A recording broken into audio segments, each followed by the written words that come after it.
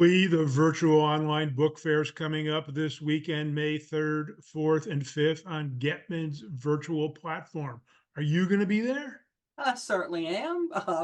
This will be about the 15th or 20th of Getman's fairs I've done, and you'll be there too, I understand. I will be there too, and neither of us will need crutches or a walker to get there.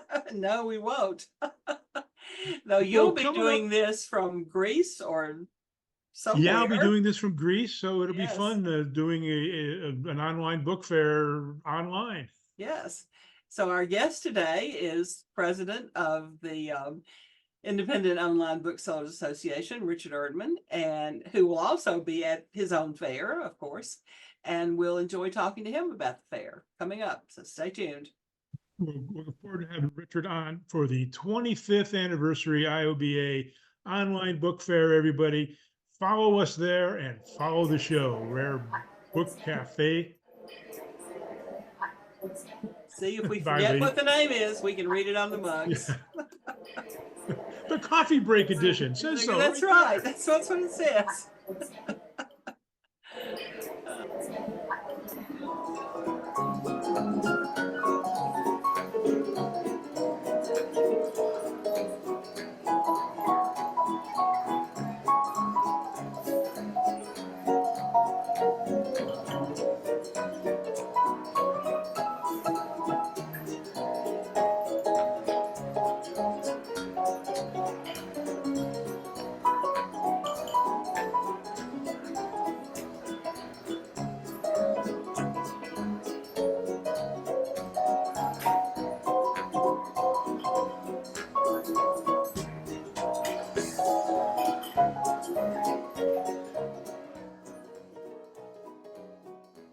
Hello, everybody, and welcome to another edition of the Rare Book Cafe, the book lovers rendezvous. And here I am with my co-host Lee Linn, Ridge Books, Calhoun, Georgia. Hello, Lee.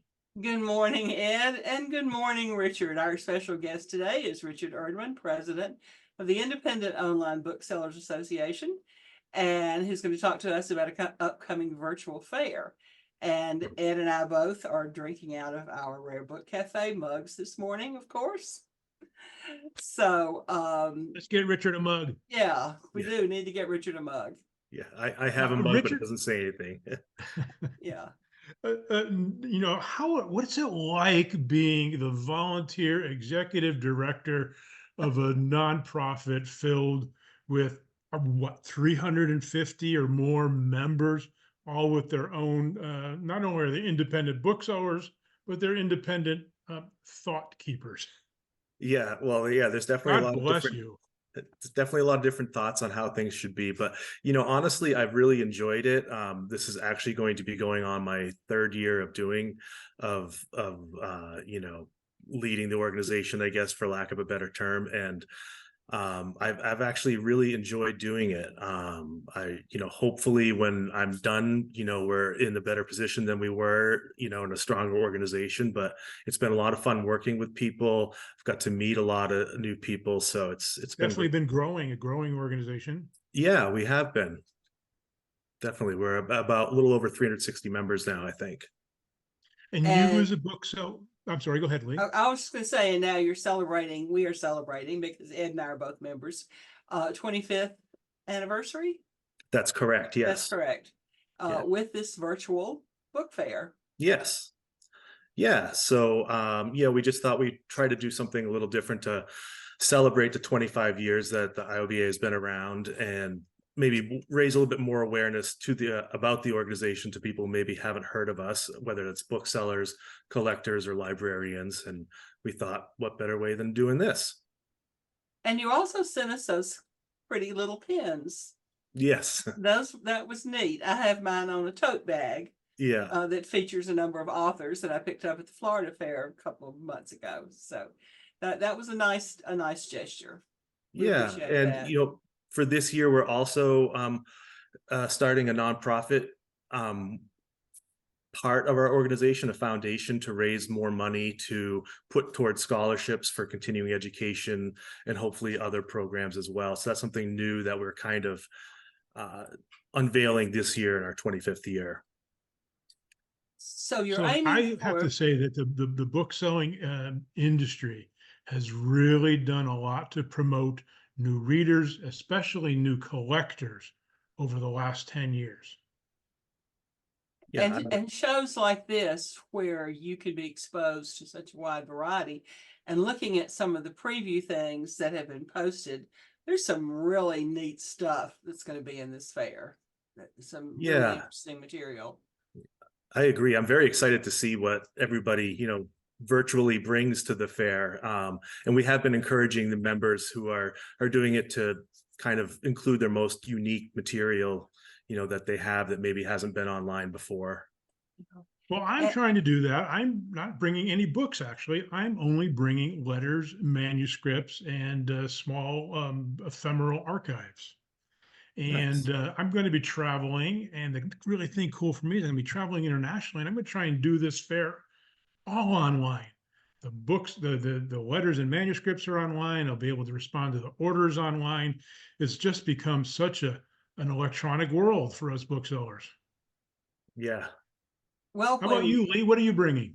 well, some books, some ephemera, a wide variety of things.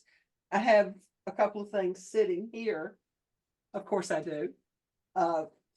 And this is courtesy of Richard Morey, who found this and thought I needed it.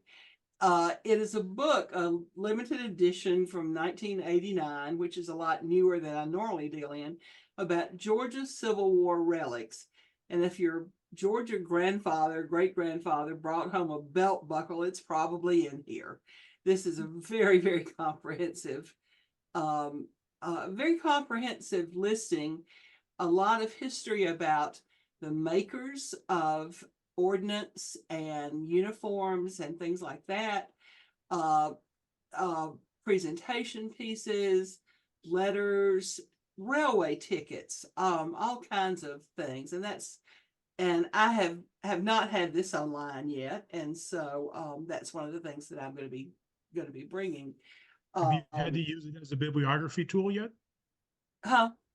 Have you had to use it as a bibliography tool? No, I haven't, but I don't have any other Georgia Civil War relics sitting around to do You it. got no belt buckles lying around? Actually, I do have some things that belong to the Linn family who were in the Civil War that I have not looked up in here, but I need to do that and perhaps have a picture of some of that stuff. I know that I have, if I could find them, parole passes to allow Civil War soldiers to come home after Appomattox that were in the name of some of the Linn relatives. So that's kind of neat. Richard, not only are you the volunteer executive director, you also have your own bookstore, Rare Books in Dover, New Hampshire. Yep. Are you an open shop as well, or by appointment? How does that work? Just by appointment, mostly online. I've been doing fairs over the last few years. You're a little edgy. Your stuff is kind of nouveau modern. Yeah, I think, it's I do specialize in zines, like punk zines, things like that, stuff from even the 1990s, which I guess is further away now than I realized, but yeah, I have a little niche that I like, and a lot of that's either like feminist related, that sort of thing, LGBTQ, like I said, punk. So yeah, it's a little area I like to specialize in. Now, Richard, whether it's ABAA or ILABA or the IOBA, which is us, the Independent Online Booksellers Association, putting on this upcoming fair, really, of all those organizations, I think that the one thing that they have in common is a code of ethics, which gives any buyer the confidence that it's not a fly-by-night eBay organization. Tell us about what our buyers can expect from their sellers in the IOBA. Well, we expect all of our sellers to adhere to our code of ethics, which means presenting, clear return policies, basically return policies. Like anybody can return anything for any reason. We also hopefully our sellers have clear descriptions, and we don't use like boilerplate language. We don't use like robo pricing. So basically what you see is what you get, and it's not like a bait and switch sort of thing. And our sellers are very knowledgeable in what they're dealing in, which is nice. So if somebody's selling a certain book, they have the book in front of them, they've researched it bibliographically, and they know what they're talking about. And it's also a really good forum for questions about books, about anything in the book world, about other dealers, about scams. I find the discussion part of the website fascinating, from day to day. And of course, while I haven't done it, any member can list things directly through the trade part of it, and reach a lot of people that way. So it's a lot of options for things that it can mean to a bookseller. Yeah. Can we just remind our listeners, I'm sure Alan's going to throw it up, that the book fair is going to be held on the Getmans platform, Getmans Virtual Book Fairs, GETMANS virtual. And that's where you can find us right now. I understand we're up to over 50 booksellers signed up already, and we've got a few more people scraggling in. And hopefully we're going to get this show on Wednesday, the day before the show opens, May 3rd, 4th, and 5th, Thursday, Friday, and Saturday, the day after we hit the airways. Nice. And is it too late for a member to sign up for the fair? No, not at all. I believe, you could probably sign up until maybe May 1st. That might be pushing it, because I know by the time you hear this podcast, it probably will be. Yeah, that's true. Yeah, it will be too late, but late April is fine. Yeah, but to promote the fair, it's very easy to list. It's been going on for 4 years now. Getmans Virtual has been, and a lot of bugs in the early ones have been worked out and things added. And the neat thing about it is, just like at an in-person book fair, you deal directly with your customers. It's not an auction. You don't have, you pay your booth fee. You don't have commission. You have access to your entire catalog. If you want to, you can have links to anything in there. Unlimited pictures, as long a description as you wish. You can get as flamboyant as you wish, I suppose, in your descriptions. But it's an easy platform to use, I have found, and I've done probably 15 or so of them since Marvin started this back in 2020. So, I encourage members who haven't signed up to do it to give it some thought, even if you only did the minimum number, which I think is 12. Anybody. I think for this show it's like 24, because I got the second level package at 45. Yeah, I'm doing the 27 plus 3 bonus, whatever. Yeah. Me too. Yeah. And I found that the fairs have been, I've made actually really good repeat customers from the fairs, like institutional customers, who bought one thing and then ended up buying a bunch of other stuff from me after. So the interesting thing has been the reach to institutional customers.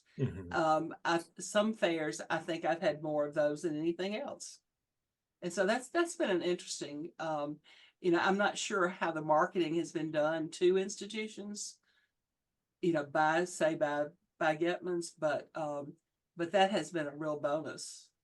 Yeah. Well, Richard, thank you for joining us today. Thank you for your volunteering to head up this tremendous organization, bringing together booksellers from all around the world online, culminating on May 3rd, 4th, and 5th at the Getmans Virtual Book Fair, our 25th anniversary fair. Lee, parting lines from you? Well, join us there. I'll be there. Ed will be there. Richard will be there. Right. Plus everybody else. But you'll want to look us up first, I think. Yeah. Yeah. Excellent. Well, all right. Thank you, Richard. Thank you. Yep. Bye-bye, Thank you for everybody. having me. Yep. Thank you. Bye-bye. Bye-bye. Cheers.